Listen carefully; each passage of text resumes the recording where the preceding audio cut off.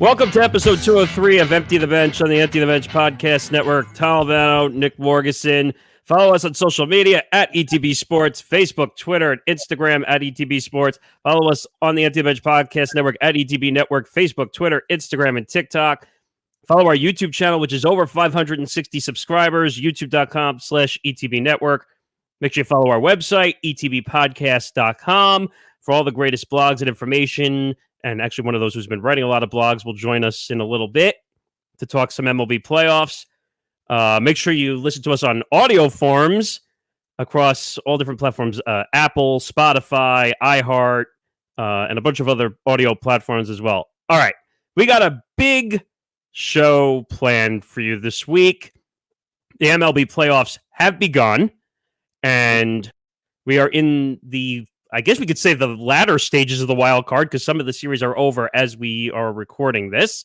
Yeah, so the American League is basically set right before it got set right before we started recording. National League games are still underway. Yeah. So we'll break that all down. Hank Indictor from Hitting for the Cycle will join us in a few minutes to break that down. What's been going on so far in the playoffs. We'll talk some other news as well. Tim Wakefield, unfortunately, passing away at the age of 57 due to brain cancer. Unfortunately, Curt Schilling jumped the gun, unfortunately, and that led to a whole social media controversy, which no one was happy about. No. And then, of course, it's football season. A lot of football to talk about. Unfortunately, Chandler Jones going through what can just best be described as a meltdown on social media. As he also gets arrested, allegedly stole from an ex-girlfriend, and the Raiders just seem to have had enough and are releasing him, despite him being obviously he was away for the team, but saying that he was still their best defensive player, and also making that very wild claim. Also, I mean, there was that. We'll get into some football. Obviously, we'll have a Thursday night football pick for you as well as we do on this show every week. And then we'll finish off with some NBA news, including, is James Harden practicing? Harden practice? Wait a minute. James Harden. Wait, this is ironic. Wait a minute. This is ironic. But wait a minute. He's still unhappy, right?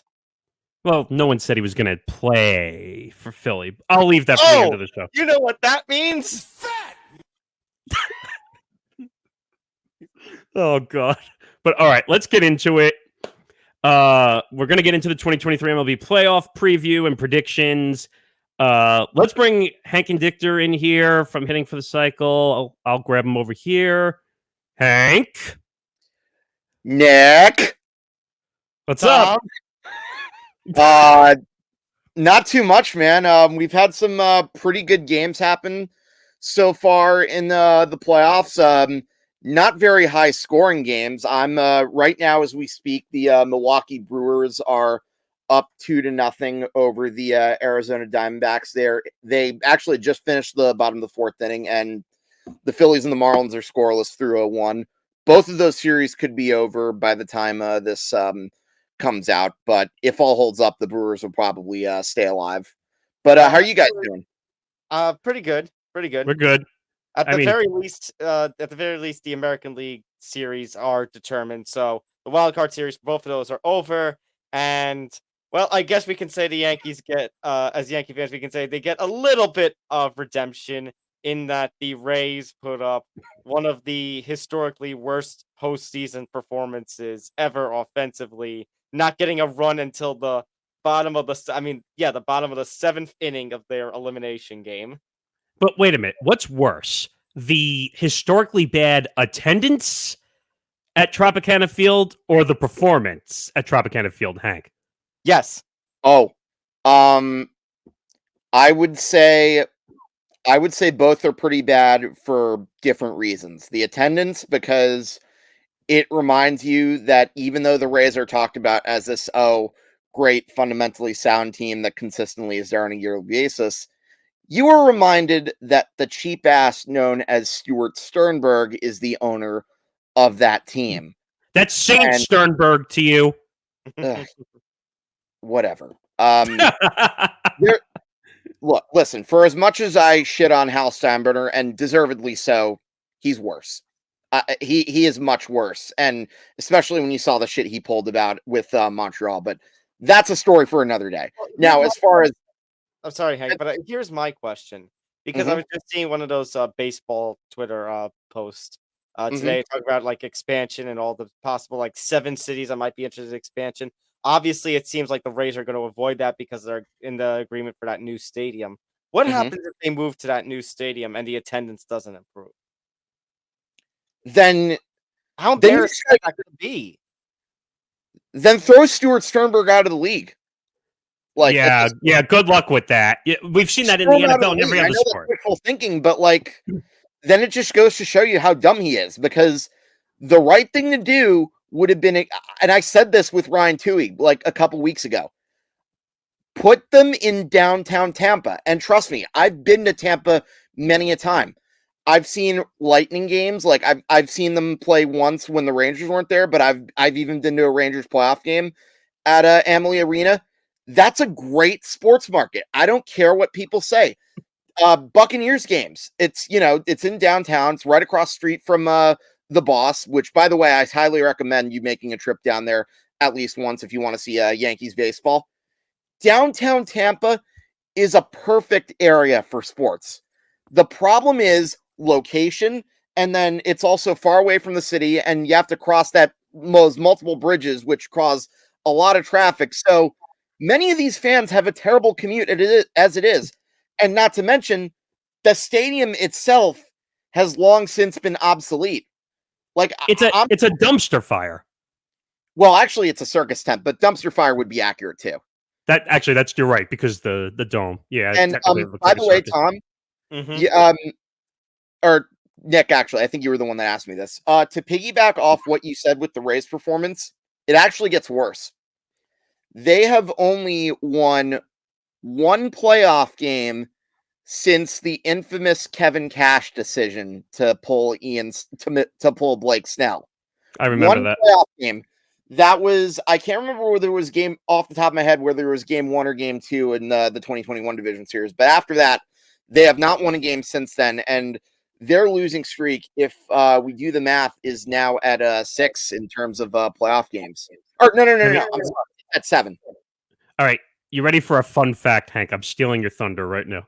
Go for it. So, the number 19,704 is the number that I am referring to, which is the amount they have drawn at the game, lowest since 1919. And what's funnier, as my own bit of fun fact, I think the lowest attendance this year in MLB for a game was the Colorado Rockies, and it was just under what the Rays drew for this playoff game. I think it was like 18,000 and change that the Rockies did. It's just in a horrible location. And by the way, and we've heard this many times when people get new stadiums don't fix issues with teams. For some reason, the owners in any sport think, if I just get a shiny new toy in a stadium, that's going to fix all the economic and fan issues. No! Sternberg's got to build this team and get fans to come to the stadium. Right now, he's not doing that. And that's the massive problem with this team. I give them credit, and Hank and I have talked about this a bunch, where you give them credit because they do the most. And I don't know who said this. Who said they did the most with nothing more than anybody else in baseball? I think it was Johnny who said that. Okay, so I think Johnny gets said the credit several times on Game On. I remember it very well. Actually, I remember he said that, I think, the first time we did a baseball preview show together. Right. So the Rays do the most with nothing in baseball, whether it's salary or whether it's prospects, they do the most with nothing. But then they have nothing to show for it at all. I mean, and Nick, you want to know why that is? Why? You want to know why that is? Because they operate like a typical small market team. They're good at developing prospects, but when it comes to competing, they never make that move where they can take that risk and go over the top. Let me put it to you guys this way.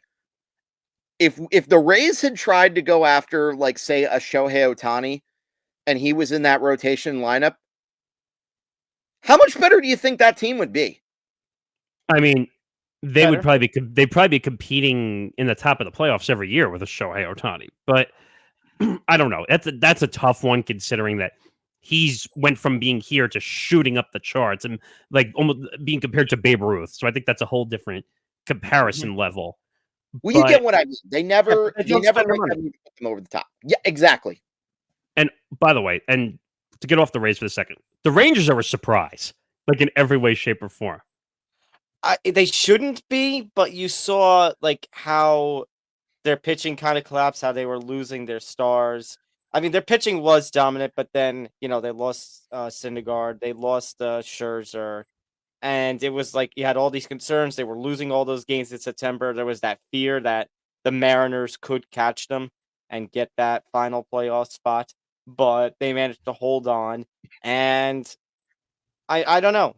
Is this just the Rangers getting back to form, or was it more of the Blue Jays just doing their typical underperforming?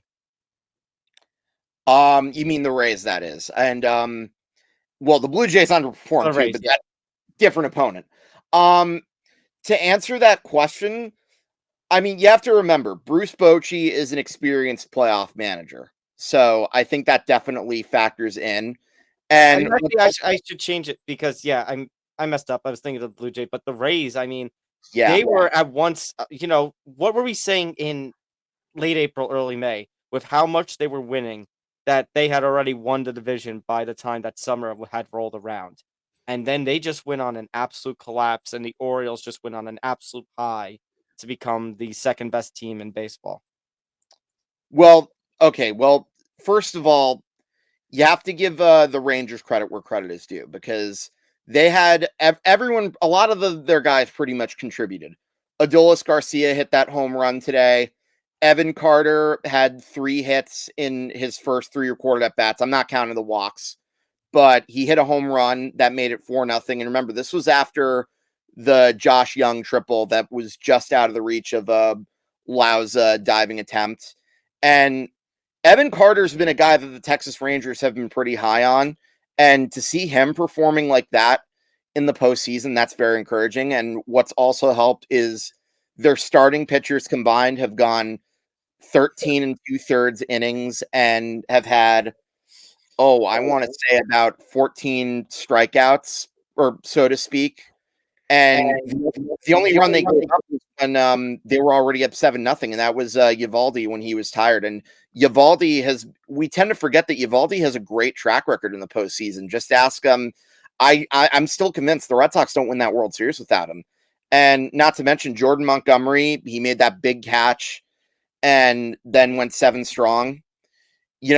I think you have to give their starting rotation credit where credit is due. And they didn't really have to rely on the bullpen for too much, because it was a pretty easy series, all things considered, which is really quite the opposite of what I thought it was going to be. And it's crazy to think that with the Rays. I mean, even with the Wander Franco thing, Randy Arozarena and Manuel Margot, guys who usually have been factors in the Rays making deep runs, they were essentially silenced. So ultimately, I think this is just a series where you have to give the Rangers credit where credit is due. And whether I think they'll put up a fight against the Orioles for sure, but who wins that series, that remains to be seen. But then again, like I said, Bruce Bochy is the type of manager that he's not somebody that talks to the front office. They let him do his job, and he's been there before, and he's very old school when it comes to that stuff. And the players love playing for him.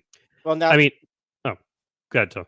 I was gonna say now let's talk about the Blue Jays for a second, because the Blue Jays, like I said, it's just typical underperforming by them, that they got eliminated today by the Twins. Who everyone thought that the AL Central winner was going to get easily beat. Now, credit that they finished with 87 wins, just under what the Blue Jays did. I mean, what the wild card teams in general did, but everyone still thought that maybe the Twins weren't going to get it, and yet here we are, the first time in 21 years that they've won a playoff series.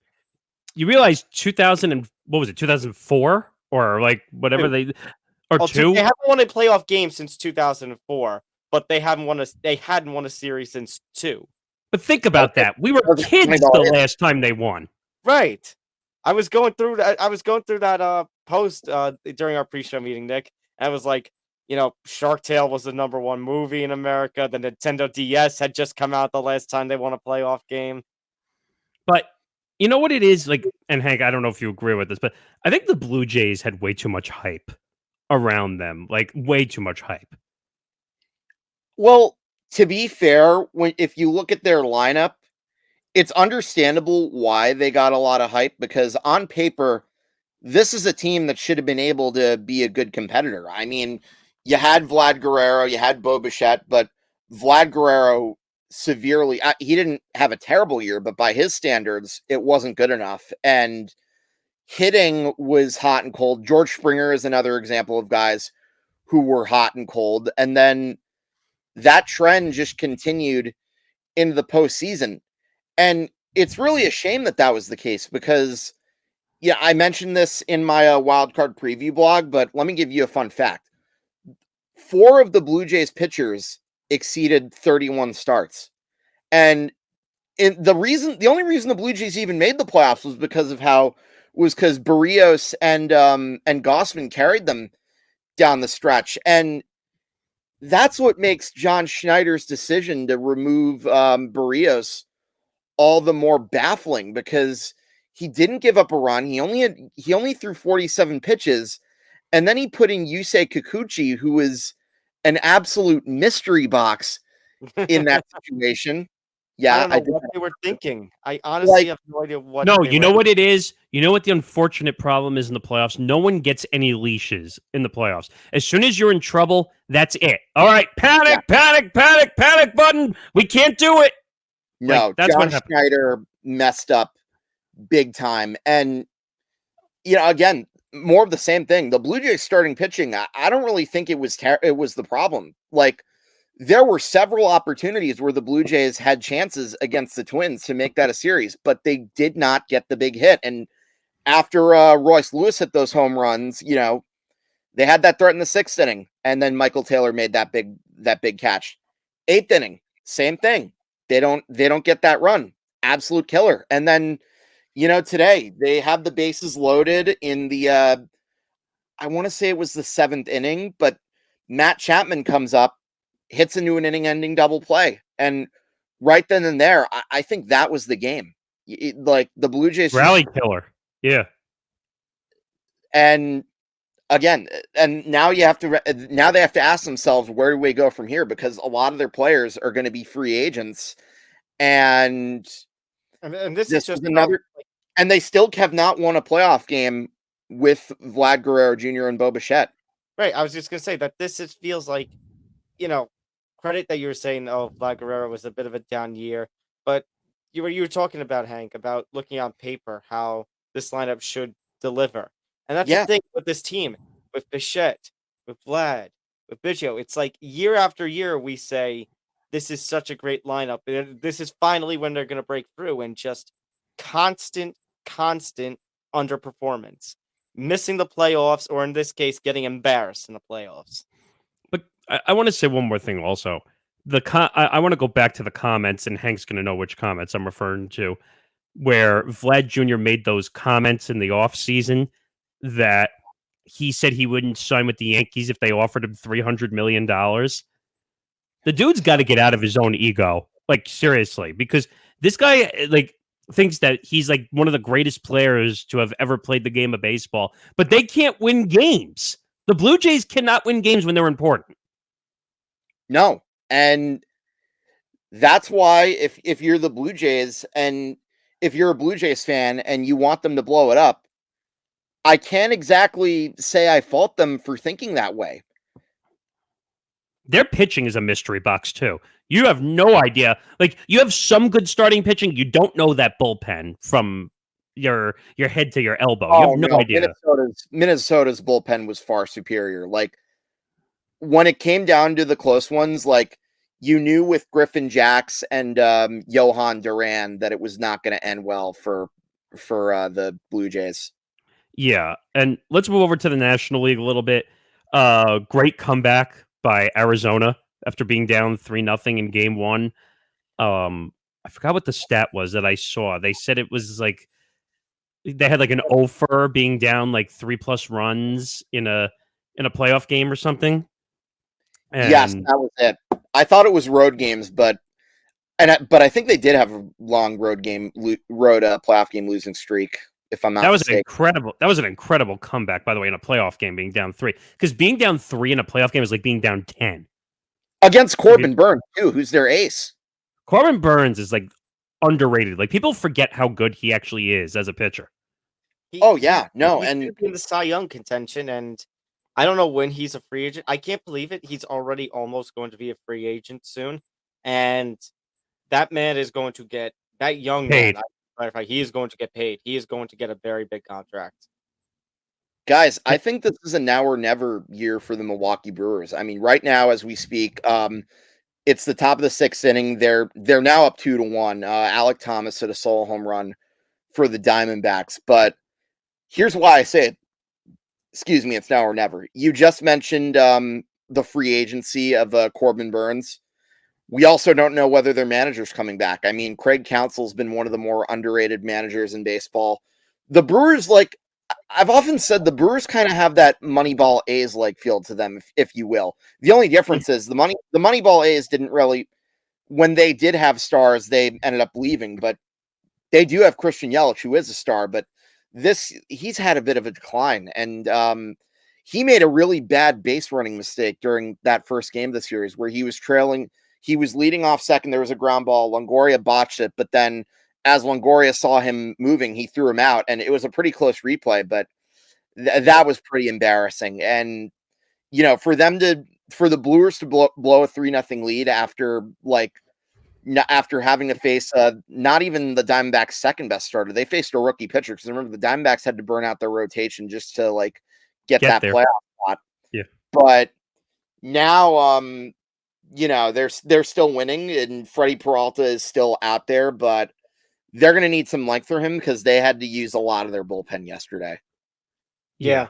And actually, to talk about Counsell a little bit, and I want to bring the little New York connections here too, but not with our team. You do have the team of another jersey behind you that just fired their manager, who was another old school style manager. And I think one Mr. Counsell has ties to a couple of people within the Mets front office. Do you see maybe Craig Counsell, if he gets fired, do you see him potentially becoming the Mets' new manager?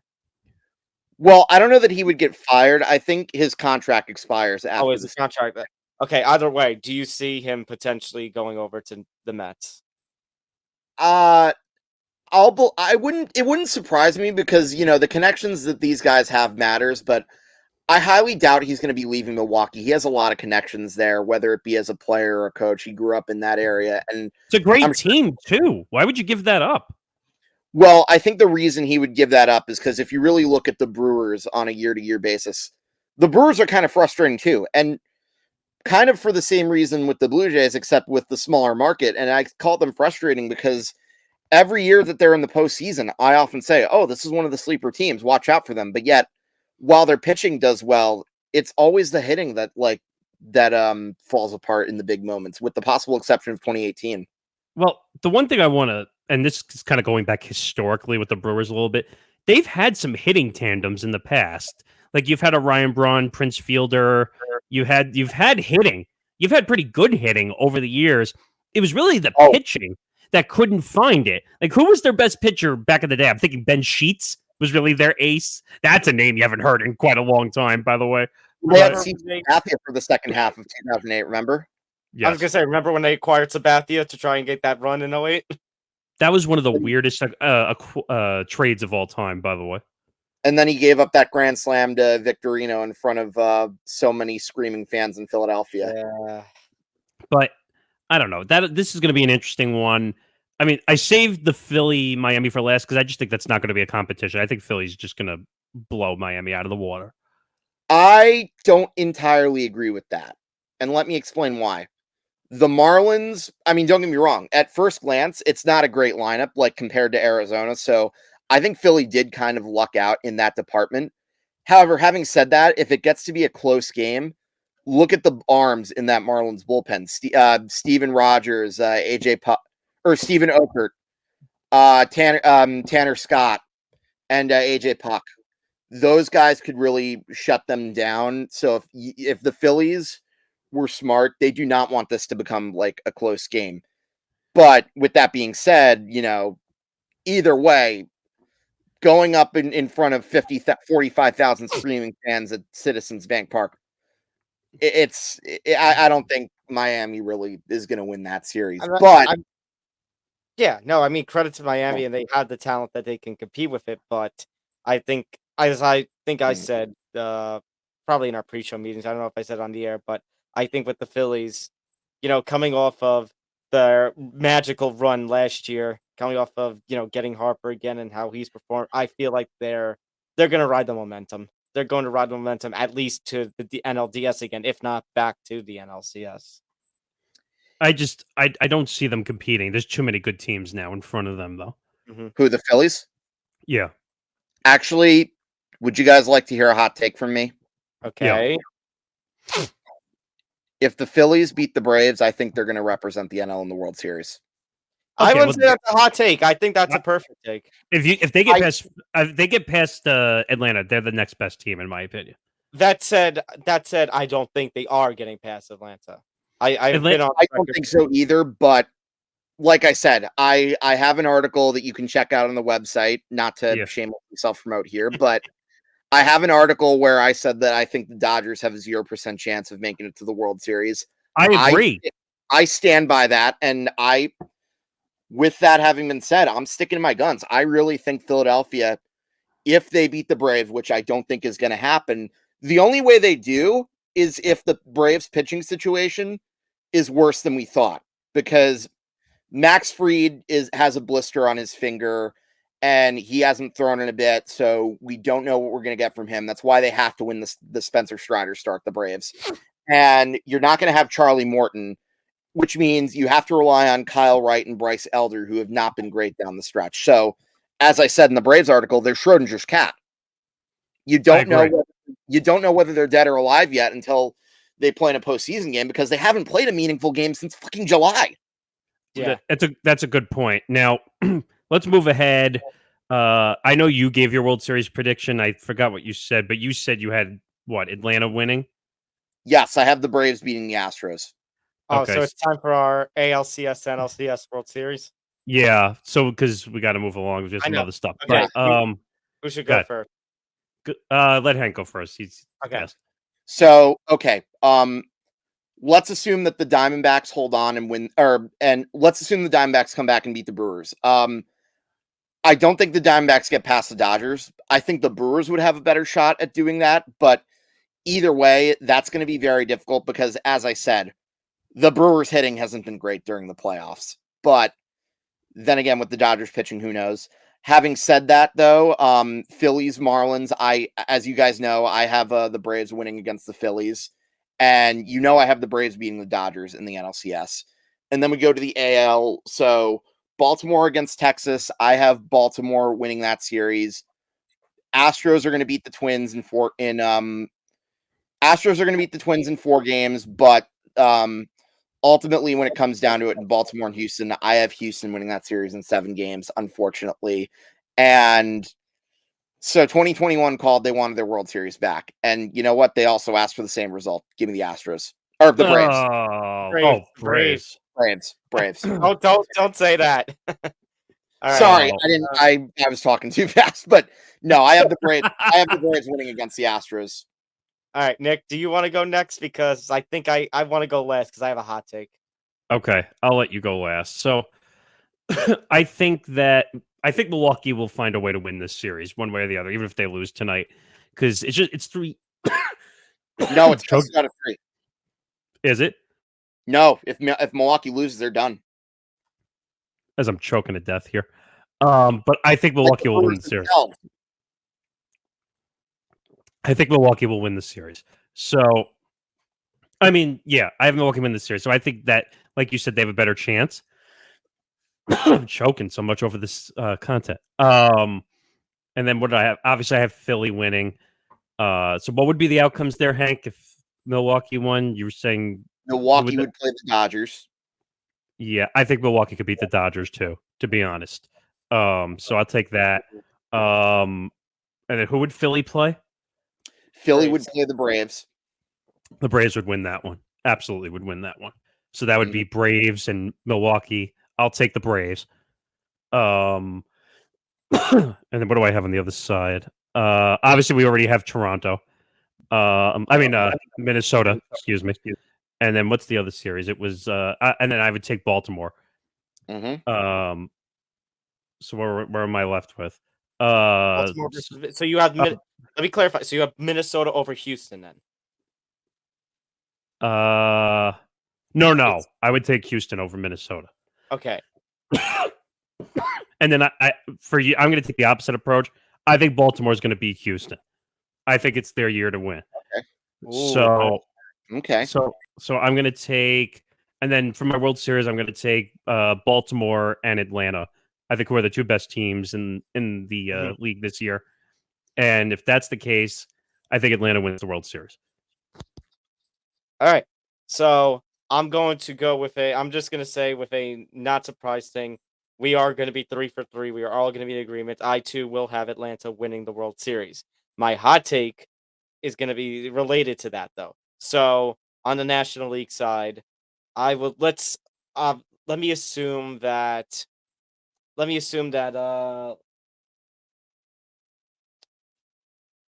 Milwaukee, let's say Milwaukee hangs on. I mean, Milwaukee comes back. They get they win the 3 games and they play the Dodgers. I still have the Dodgers getting the win. I still think the Dodgers can get to the NLCS. The Phillies, I think, can give a good run, but I don't think they have any shot against the Braves. And as I said, Braves would be my NL representative. My AL representative, I agree with Nick. The Astros are the Astros. And as much as the Twins are a feel-good story, I think the Astros are just that much better, even with the Twins having Correa. The Orioles, they're having one of the best runs in all of baseball. I don't see a team like Texas outsing them. So, it feels cheap to do 1 versus 2 and a 1 versus 2, but they really are the 4 best teams in baseball for a reason. So, give me the Braves on the NL side.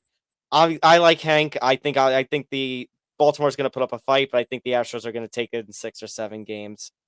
But here's my hot take.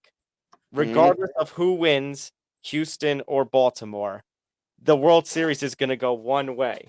I'm going to get my broom out. I think the World Series ends in a sweep either way. I think the Braves are just that much better. Wow. I think there's a better chance of that happening against Houston than Baltimore, if I'm being honest. And I really think that, I'm going with Houston. I really think that the Braves are just that much better than Houston, that this time it's not. I mean, it was kind of one-sided in 21. I think it's going to be really one-sided this year. I don't think Houston has a shot in hell at being in Atlanta.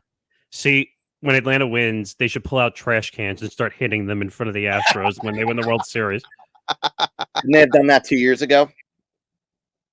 I just think it would be funny. I wasn't saying that to be facetious. I just think that would be hilarious. I can see what the parade would go like. Boo! Oh, okay. Hey, wait a minute. Is that even allowed anymore? Hopefully, I don't get canceled for that. But anyway. See, exactly. That's why I said it. Good night, everybody. But, all right. Let's quickly move on to one more topic since we have another baseball topic. Okay. Tim Wakefield, you talked about this in a short video. He passes away from brain cancer at the age of 57, young 57. In today's standard, 57 is really young with all the medical technology we have today. Unfortunately, the way the news came out was not good. Unfortunately, the way it was handled was not good. Wakefield's wife had made a statement through the Red Sox, basically saying that we didn't give permission for the news to be shared whatsoever, and that led to a whole pop-up circumstance with the media. But I told Hank this when we were recording Hitting for the Cycle, and I think Ryan said it during the episode too. We're focusing on the wrong thing. We're focusing on an asshole who can't keep his mouth shut, and not that a guy who had a pretty good career. Not pretty good, really good career as a knuckleballer for 20 years almost. And Yeah, he was won 2 World 20 Series. years. He won 2 World Series. He also was a really good big game pitcher, even before he went to the Red Sox. Not everyone remembers. He was with the Pirates in 1992, and he won Game 6 when they were facing elimination. That was the last team they had during the Barry Bonds era. And then fast forward to the Red Sox. He's kind of a late bloomer. He's never really an ace on that squad, but he had a good supporting cast of pitchers around him. He had Roger Clemens right before he left. He had Pedro Martinez when he was in his prime. He had Curt Schilling, obviously, and Josh Beckett too in 2007. But if you wanted him to start a big game, that was certainly not a bad alternative at all, because he won a lot of those for the Red Sox, actually.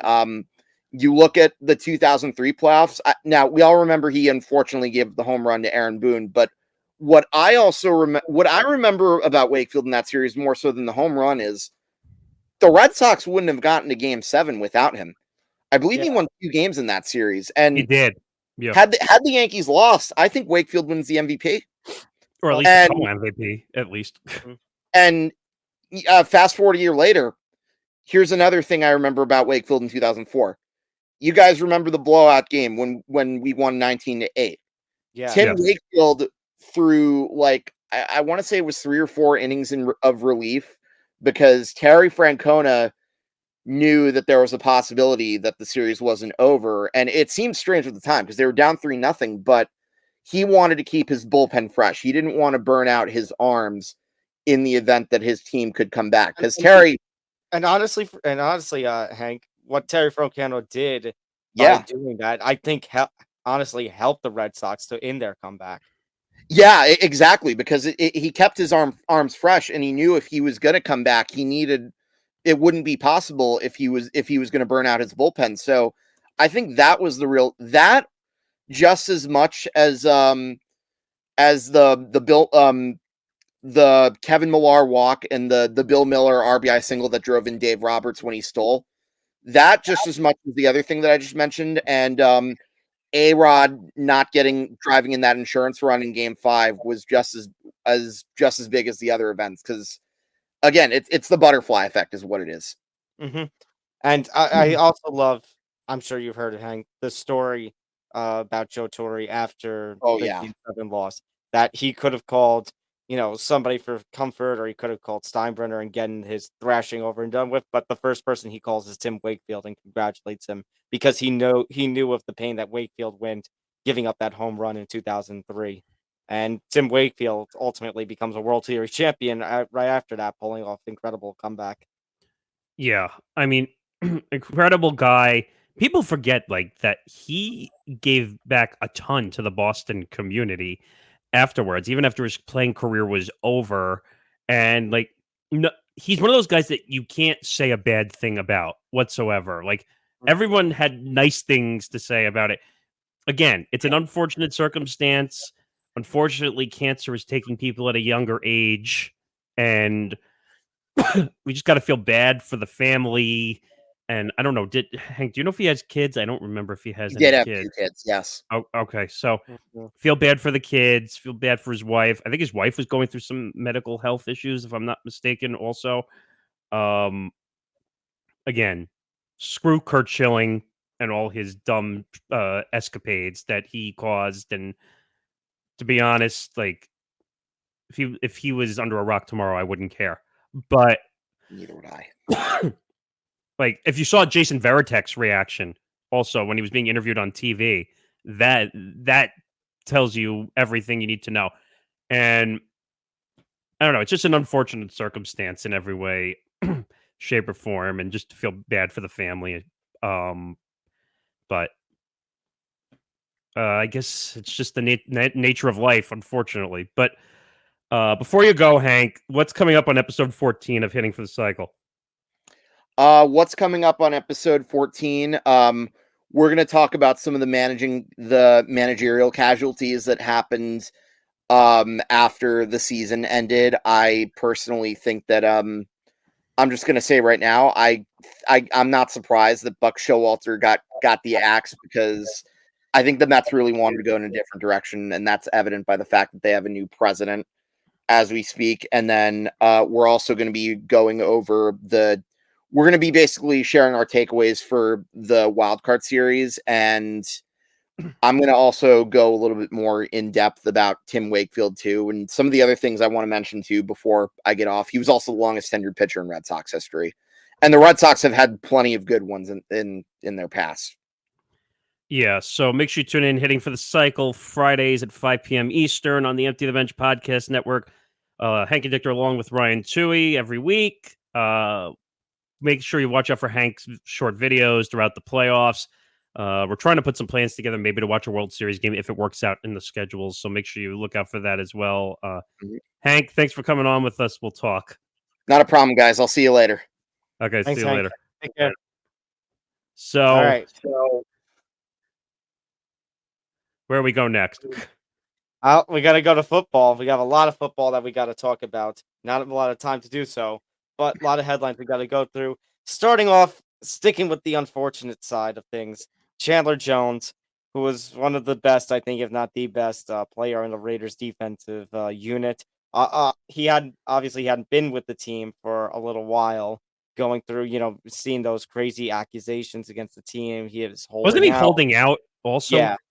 Yeah, and it didn't look like he was even going to see the field, and then all of a sudden he gets arrested, allegedly stole from an ex-girlfriend, and at that point the Raiders just said enough and have cut him. They basically said, "C'est la vie, out of here." Basically, I mean, this was a bad situation from all shapes and forms. He made the allegation about why do I keep forgetting his name? In prison. Oh, What? Aaron Hernandez. Aaron Hernandez. Basically said, "Oh, he shouldn't have been arrested and not in jail," and blah blah blah blah blah. It was very bizarre what he was doing in the video. And he was disputing the death of Aaron Hernandez and the circumstances, and breaks down and cries. It's a weird thing to do on public video. I could have sworn that he also said some stuff about McDaniel. Well, he really said stuff about the whole organization. Oh, he destroyed McDaniels. Big time. Like, say he shouldn't be fired. He shouldn't be a coach. Let's just put it this way. This is not something you do on whether it's a live video, a public video, recorded video, nothing. I mean, first of all, it is easy to take shots at Josh McDaniels. We do every time we bring up the Raiders. But to just take shot after shot at your organization, I mean, yeah, and the best part, and I say best with, all the sarcasm in the world, who reaches out to him and tries to, get him to talk and, maybe talk on some live stream or podcast. One AB Antonio Brown. And all the failure. I mean, yeah, because that's the guy I want to ask about personal safety matters. Go ahead. Yeah. Good job. Yeah. Yeah, a guy who has gone through personal struggle after personal struggle to the point where even Tom Brady said he couldn't help him. I mean, all I have to say is pool incident with AB. Oh God. And I'll leave it at that. Did you hear about what he's done in like the last year or so? He has in that small football league that he he got thrown out, I thought, because he wasn't paying the players or whatever he was doing. Yeah, and he was going through the head coaches, he was going through players, getting to the point where he himself was volunteering to be a player. Let's just put it this way. I wouldn't trust AB. This Chandler Jones situation, long story short, is not good. And he needs to get his mental health checked. There was some rumors and speculation, so I'm not making the statement, just what I heard in the report, that the possibility of CTE was thrown out there. Now, obviously, I'm not confirming or denying because we don't know. Obviously, we can't confirm it because CTE is not something you can, unfortunately, confirm while you're alive. Hopefully, we get the scientific advancements that we can see. We can see the development of CTE and such. But they're saying like all the behaviors. Yeah, I know what you're talking about. And, we went through this with AB. We went through this with AB and all of his drama. I think partially AB is just a dumbass. I think that's I think AB just can't hold it. Like, he's one of those guys where it just like it starts here and it goes out here, no gateway. whatsoever. It just flows out of that. Like, he can't stay quiet. Ugh. Oh well. All right. Let's move on. I'm sick of talking about AV. Hoping for the best for Chandler Jones. The NFL has revised its gambling policy. As a result, Jameson Williams, by the way, is now eligible to return. So, it should be interesting to see what happens with him. In terms of the gambling policy, what's going to happen is that there are going to be harsher penalties for betting on NFL games, but there will be a little loosening of the penalties when it comes to betting at the team workplaces. So remember, you can't bet at the team workplace, even if you're betting on, say, an NHL or an MLB game. Okay, I have one solution to stop this in general. Okay. Don't let them bet on NFL games. Well, that's what they're doing. No, but I meant in general, or better yet, don't bet on anything around the facility at all. Just don't. Well, that's what they're trying to do. That if they go to bet, they should be betting at a sports book. But I'm saying, or better yet, you want to really make this less complicated. You're not allowed to gamble during the NFL season. That's it. But that's not gonna stand. Okay, then they're going to run into these issues some way, shape, or form. Excuse me. Look what happened to the college football player that was betting through his parents. Remember we did that story? I know. I'm trying to... When you take it, what is that dumb saying? You give an inch and you take a mile. Like, that's just going to keep happening. They're gonna reel that rope in each time, just seeing how long it takes they can get away with these rule breaks.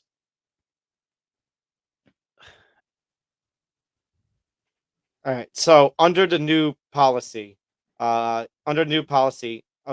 player who places a bet involving his own team will be suspended at least 2 years. Bets placed. So any NFL game that you bet on first time around, it's a 1-year suspension. If it involves your own team, 2 year suspension. And if there is any allegation of fixing, then obviously lifetime banishment. Now betting on non-NFL sports while at a team facility or team-related travel. So first violation was 6 games, which Jameson Williams got. That's now going to be for the second violation. A first violation, Nick, it's the return of 2 games Goodell. And then at least 1 year for a third. So you're basically saying to these guys, all right, I'll try and get away with gambling on a team twice because the most I can get is 6 games. You're basically daring them to gamble. Now, it's a little different in the NFL because they seem to have a way to track these guys when they bet. I don't know how they do it. I don't know what they do, but they have a system that could check where they're betting. So, you should do what baseball did, where the first offense is 80 games for like PEDs, and then the second one is a year. I think, right? Obviously, they got to modify that because the NFL season's only. I understand, but I'm saying is you gave them half a season essentially for 1 PED. Yeah. I think you do the same. You get caught, you get half a season for the first time you get caught gambling on an NFL game. Second one, full season. I guess it's just kind of weird considering, what we talk about, how these sports organizations are in bed with these gambling okay, companies. That's the problem. When I see a DraftKings commercial and I see a FanDuel commercial and I see a Caesars commercial and I see all these commercials with the athletes in it, of all things, also, you're basically daring these guys to go out and gamble. Well, you're daring just about anybody to go out and gamble. I mean, hey, I told you, I do it in small amounts, but I do it more for the fun of it. But right, no, but that's the thing. It's like now that sports gambling is becoming more legalized and acceptable. Yeah, right. It's in the mainstream now. Like it's more than just the mainstream. It's international. Right. So no, but you talked about the college kid who was using his parents. Like, think about you. I hate doing one of those. Oh, think of the children kind of approaches, but you're going to be placing this kind of stuff in the minds of all those young sports fans that are growing up. And you can't even do that anymore because now you have people like at the age of 21. As soon as they turn 21, oh, I'm going to get into the gambling game and just try to make my money on picks. Right. And unfortunately, and this is going to sound a little bit hypocritical because like we do a whole Football Friday picks thing every week. I don't recommend that you do that career unless you're willing to take the ups and the downs that go with it. That's like, we do it for fun. And we do it, and we're all of legal age. Like, yes, that's absolutely. the whole circumstances of it. We do it for fun. We do it at legal age, and like you said, we do it in small doses. We don't bet our houses on these NFL games. I'll give you a full disclosure because I was talking to you about the Giants game. Okay, right? I put a total of 100. That total. That's the most you will ever see me put on a game ever. There are some people who put thousands, 10,000s, hundreds of thousands of dollars on games. That's the difference between like a career, a salary, a house. They're enticing you to gamble. Mm-hmm. All these boosters they put out on DraftKings and FanDuel. Like it's like the shiny lights in Vegas when you're walking around on the strip. Oh, look, shiny lights! Go into the casino and play. But oh well. All right, let's move on. All right, let's talk about this one. Oh man, Evan Neal. Can I play something first? Sure.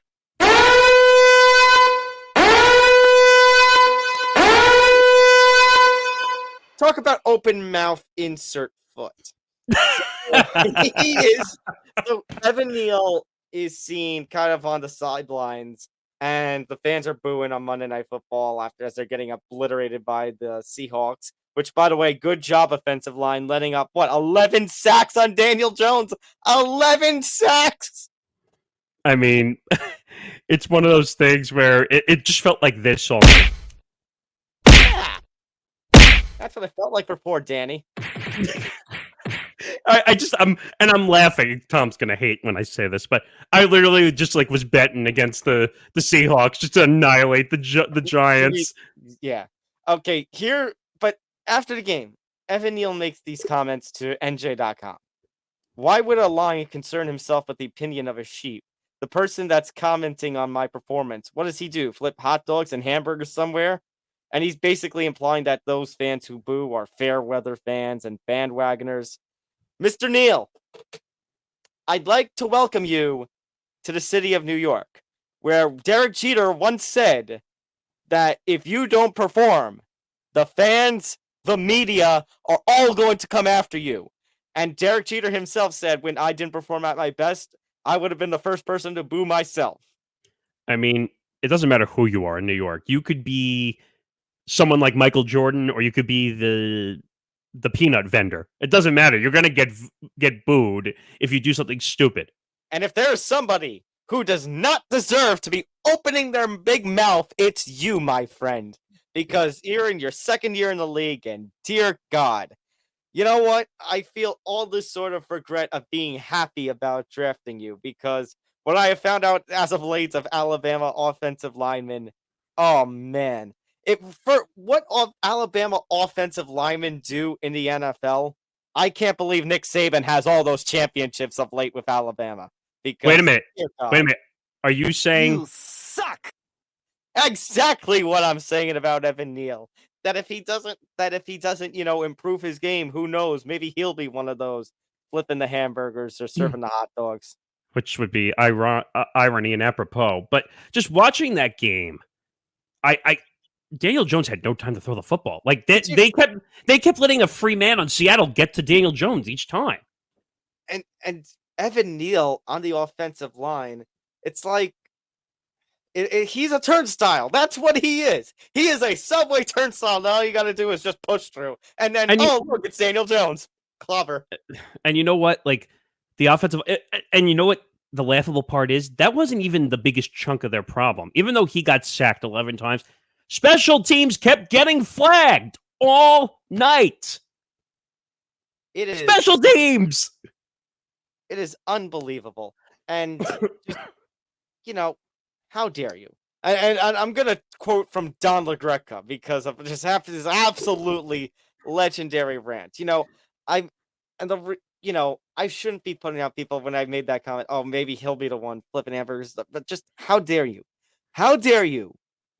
Say the people who are trying to make their lives, just trying to who work a tough 9 to 5, who work a job like that, like flipping burgers and stuff, who are trying to put food money in their pocket, food on their family's table, and here you are as an athlete who's sucking but getting all this money because you were a first round pick, you were a top 10 draft pick in the National Football League, and here you are just saying, "Oh, they don't deserve to boo me," and they basically saying that the fans suck. No, Evan Neal, you suck. By the way, I just looked up the numbers. 2023, Neal earned a base salary of $870,000 and a roster bonus of $950,000. Now, can you hold that contract screen up? How much of it, where's the point where the guarantees stop? So it says the contract goes till 2025, and then he's a free. Oh wait, no. It says it actually goes technically till 2027, but it doesn't show any money in 2026. Okay, well, remember he got drafted in the 22 draft. So okay, so the contract was 4 years, $24.5 million. Okay, so it's a typical 4-year the rookie contract with the options. Okay, no, because wait a minute, I didn't realize this too. It's fully guaranteed. Oh right, I guess because it's a rookie contract. It's just I don't know. After a comment like that, I kind of want to agree with LaGreca on just like cutting his ass, but you consider all the guarantees. Look, but you know what? If I'm Brian Dable and we talked off the air about, fear of like what he might about him getting scapegoat or not. If I'm Brian Dable trying to save face, and would you agree with this? I'm benching him for a game or two. You don't play. Well, if you're going to bench him, you got to bench the whole offensive line because they just did not play well. But Evan Neal is the one who opens his mouth. You can't insult the fans like that. Well, weren't they the same team that were making anonymous statements to the New York Post and were not putting their names behind it? Or was that the Mets? I'm getting my bad New York teams. Yeah, you're getting your bad New York teams confused. But my point is, no, but I've heard some Giants before, speak anonymously to some of the New York papers and not put their name behind it. That, first of all, that's garbage. Okay, if you're going to make a statement to a paper and you're not willing to put your name behind it, then screw you. Okay, don't make a statement to a paper if you're not willing to back it up. And by the way, you were asking about cutting, and fans were talking about cutting. If they were to cut him this year, the dead number would be close to 18 million. Next year, the dead number would be close to 20.5, and 2025 it would be 24. Yeah, so you can't cut him, but I do think for opening his mouth the way that he did, I could see Dable saying, You're sitting a game or two. You're not playing because you got to earn the right. I want to confirm one thing that I said to you, just so you know how I'm on the same page. What did I tell you about Brian Dable? That he might. I said he's a really good coach. Yes. I said, because I'm a Jet fan. Usually that does not happen here, okay? I said he's a really good coach. I said he should go somewhere else and be a good head coach. Because I think that he can't. You saw how motivated he was on the sideline. He threw the surface right near Daniel Jones. Daniel Jones didn't even react. Well, you know what I said? I said if Dable and John are gone after this, then you may as well just blow this team up again. You're gonna have to. I think that contract was a mistake with Daniel Jones, though. It's tough because there was not a lot of quarterback options out there. I'm not disagreeing, but so I just pulled up his numbers just for the sake of it. So 46 this year, 41 next year, and they have a potential out. Right. That's the one thing that I think saves the Giants is that after next year there is an out. I think unfortunately you're going to have to consider that out, possibly. You're going to have to, yeah. Which is why I said when our off the air meeting, do you, as much as the Giants are not that kind of team, do you consider getting a veteran holdover for a year or two until? But who are you getting? Who are you getting? Or do you go after Kirk? I feel like you don't make the deal for Kirk. You're gonna have to go 2 years on Kirk if you want him. You're gonna have to. I know, which I'm willing to do. That wouldn't be a bad holdover. Right. Unless, I mean, talking about, I'm trying to wrap this up quickly, but we talked about Caleb Williams and his comments about wanting to play for certain teams, which is a no-no. But also the idea of, because of all the NILs and stuff, I could go back for the senior and make more money than being a rookie. Do you hope that Caleb Williams goes back another year so that way, if this year goes bad, you have another sucky year next year, so you get towards the top of the draft in 25? You get what I'm going at, and then be in the Caleb Williams sweepstakes. See, here's the problem, and I think you know what I'm about to say here. I hate the whole drop-off tank just to get somebody. Like, the Giants have had, and same thing with the Jets. They both have. New York football's had a problem with building teams. Yeah. They refuse to build through the draft. They think everything is out in front of them. They'd rather just cha-ching, cha-ching, cha-ching, throw the money. Well, the Giants and Jets have done that in the past couple of years, that they have started to focus on the draft. But the Giants, and with the Seven Neal stuff, again, it's year after year after year. There just seems to be no fix to the offensive line. Well, it's the most frustrating thing. The one last thing I'll say is they're fucked by Saquon. Also, like he's hurt again, and the Giants were right. We have to admit the Giants were right in the offseason. Well, I'll say what I'll add to it. I know we're going long, but at this point, I'll add to what else I said at the thing. I was saying, hey, early in the season that they're during our preview, maybe they do decide to hold on to him just in case he gets hurt again in a circumstance like this. But, if we're going in a direction where we're going to go south in that potential maybe what I said last season was right. Maybe deadline time, see what you can get for Barkley at this point. Even if it's just a fifth and a sixth or a fourth and a seventh or something. You're pretty much going to have to dump him at this point, pretty much. But all right, let's continue on here. We can always come back to that. Yeah. Chase Claypool. So earlier in the week, Chase Claypool was told, there's all this weird reporting going on about he was told to stay away from the team facilities, or that he elected to stay away from the team facilities. There was reports that the Bears were trying to trade him. They were willing to just take a 7th rounder for him, a last rounder. But apparently they have been struggling to find a trade partner because of his locker room issues, stretching back to when he was on the Steelers. And now the Bears may be forced to release him. Okay, I'm going to do this just not because of his situation, but in general.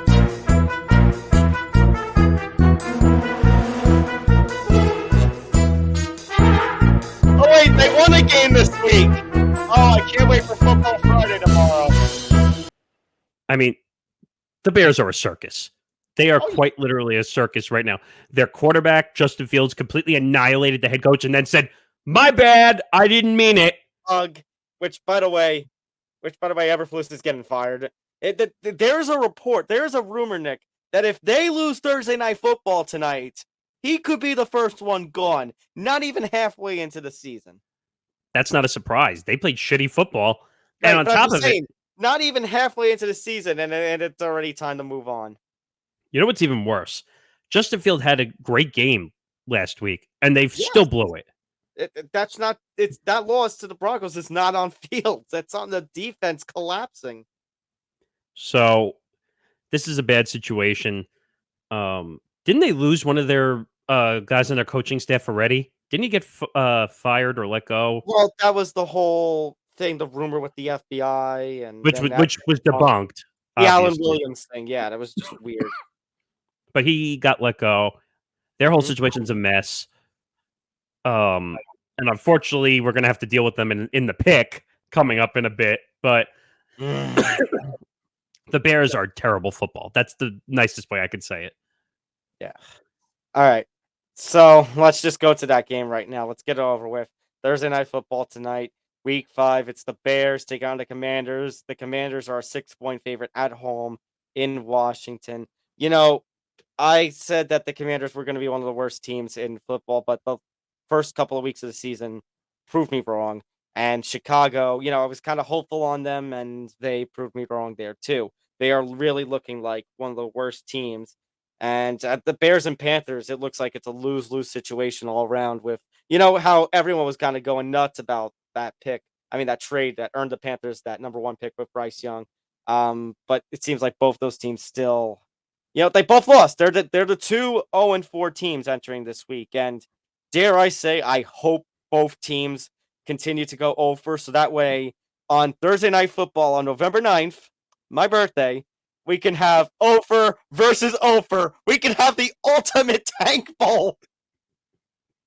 I mean, Which, by the way, is kind of fucked when you think about it, because the Bears had the Panthers pick too.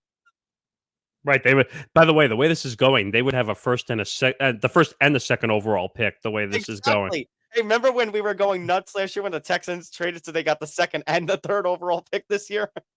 Imagine if they just started with the first and the second overall pick. That would just not be fair. But yeah, I was disrespecting Sam Howell. Sam Howell hasn't won me over, but I still think the Commanders, they got more talent. They've proven stuff already this season. You know what? Just take the money. I wouldn't want to bet this game, but just take the money anyway.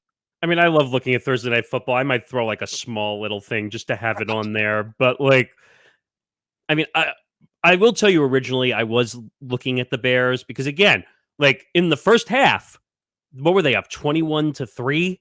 I think they were 21-7, 28-7. And I think it was 21-7. You're right. And like I said, wow, this is actually Justin Fields playing good football. And then I'm like, oh wait, where's the catch? Where's this bad second half that's going to prove that they just don't play good football? And it happened. And I'm like, and then the second half they were just. So I am going to lean Commanders. What was I going to say? Oh, Sam Howell is the most sacked quarterback in the NFL this year. Do you want to take a guess on who's number 2? Daniel Jones. Yeah. So, yeah, I it's not going to be a squeaky clean game if that's what people are expecting. Expect Al Michaels to pull out every ridiculous pun in the book on Amazon. Expect it to be one of those Al Michaels' board games. And like they can't do anything to him because he's Al Michaels, so he's just going to say whatever he wants. So I'd rather tune into that game just to watch the Al Michael rants rather than the actual game itself. I want to hear Al Michaels rant about chicken nuggets. Yeah, that too. I want to hear Al Michaels say "gook gook chew" like the walrus. You know what? I'd want to hear Al Michaels talk about how much or what his thoughts are on Taylor Swift during the game rather than in the football game. That would be entertaining TV right there. But yeah, I can't believe I'm saying I'm going to take Sam Howell over Justin Fields. I didn't think that was going to happen, but I think they can win by a touchdown, especially with the way the Bears are playing. Yeah, take the money. All right, let's end with a couple of quick NBA headlines. An update last week, we were talking about Damian Lillard being traded, and we talked about Jrue Holiday. Oh, hey, I'm going to be a Buck for life. Well, about that. Well, you know what? It's not a bad ending for him, because he ends up with the Boston Celtics, the other team in potential contention for the top of the Eastern Conference. Who knew? And by the way, this is probably one of the best outcomes that Jrue Holiday could have gotten. Yeah, absolutely. He might end up having a chance to win a title, and that might be great. And just looking at the way the Trailblazers fell apart, making that trade with the Bucks, obviously, to ship Damian Lillard out. I mean, best outcome he possibly could have gotten. They're one of the better teams in the NBA. There's not much more I can really say about it. Jrue Holiday is actually a decent level player.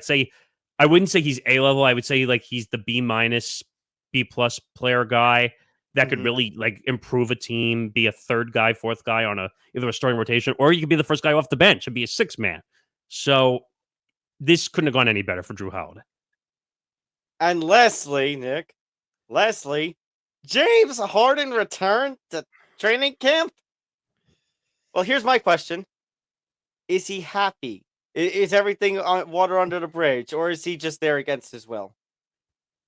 I don't know if I would say he's there against his will. If he showed up to camp, it's because it was his choice to show up. Okay, but he still wants out. Oh, yeah. He definitely still wants out. No, because like I did at the intro, you know what that means. That means the fat suit is out. That means James Harden is showing up out of shape. Oh, wow. So Malika Andrews, it just popped up on our ETB Sports X feed. X? Yes, I said X. that he's actually there are pictures of him dribbling a basketball on the practice courts at Colorado State. I can't believe we have to. Bravo, I can't believe bravo, you can dribble! Yay! And he's giving high fives. And he's giving high fives to people. Good. Now, actually, don't be an overrated player for once. And he's not playing. He's definitely not playing. Can we stop? I guarantee you this was like his PR behind the scenes. Like, go out and dribble the basketball, go high five some guy so that they could take pictures of it, and that so that it's out there that I don't look like a dick. And then we could try to forget when you when you were in China and basically called Daryl Morey a liar. Which, by Ironic. the way, did you see that he was at some sort of like nightclub party, and that the video that somebody had that was Daryl Morey as a liar in it? Yeah, well, you know what? You've said it, and I've said it. James Harden's a bad guy. And you know what? There is a team that will take him. You know, there is that trade request still out there, and I know a team that he can go to. Guangdong Tigers. Ni hao! Ni hao! Ni hao! I know I'm going to start a fire when I make this next statement. Oh, no. But there is one dumb owner who could possibly make a trade for James Harden. No! No, I'm ending the show. I'm ending the show now. Don't even dare say I think that. we still... Is that the last story? Actually, I don't even know. Yes, that's it. I'm just going to warn you that James Harden could end up with the Knicks. No! Sorry, but... If that happens, then there are going to be no good sports teams in New York anymore. Well, I can't disagree with you on that one. But James Harden... James Dolan takes all the... disgruntled high money players that don't give a shit about basketball. He's disgruntled himself being an owner. Wasn't it true? Like he keeps saying, like, I don't want to run these organizations anymore, basically. Don't sell the freaking team, you moron. You know that there are rumors out there, like that everyone, because Magic Johnson was doing his tour for his medical whatever campaign. Wait, are there rumors that Magic Johnson could be interested in? Like there were a bunch of radio hosts, like on the national radio hosts. I was like, buy the Knicks, please! Please, Magic, please. Anyone but if you do, please, I will love you forever, Magic. But he already said that if he was in NBA ownership, he would obviously want the Lakers first. That makes the most sense, obviously. I get it. But if he said it didn't happen, he would buy the Knicks. Oh, my God. I can dream, damn it. All right. I'm done. Make sure to hit the like button, subscribe, hit the notification bell so you get notified of everything here at the Empty the Bench Network. Make sure to follow us across social media at ETB Sports, Facebook, X, Instagram, and follow the Empty the Bench Podcast Network, Facebook, X, Instagram, and TikTok. Make sure to subscribe to youtube.com/ETB Network, 560 plus subscribers. Make sure you're listening to us on our audio-only platforms, Acast, Apple, Spotify, so much more. Again, if you are on those audio-only platforms, make sure to follow us on our video feed as well on YouTube. Subscribe there. Go to etbpodcast.com for more information about the network, blogs from all our hosts, including from Hank Indictor from Hitting for the Cycle, who we thank again for his time coming on to today's programming. And then make sure to follow us on our personal social medias right there on our underneath our name tags at Thomas Albano at Morgasen Radio. One other thing I want to end off on. I want to give some promotion this Sunday morning with the NFL in jolly old London for the second straight week, with the second straight Jaguars game in London. We're going to have the Bills at the Jaguars, and we're going to be streaming the game early morning, bright and early, 9:30 a.m. Eastern, 6:30 a.m. Pacific. Oh, my God. We're up early for breakfast and football. Oi. Should be a fun time. Pip, pip, cheerio. Yeah. Pip, pip, cheerio. I can't do a British accent, so don't look for one. All right. That's going to do it for us. So for Nick Morgasen, I am Tom Albano. We'll see you next time on Empty the Bench. Take care, everybody. Have a jolly good time in London with us on Sunday. Good night, everybody. We'll see you next week.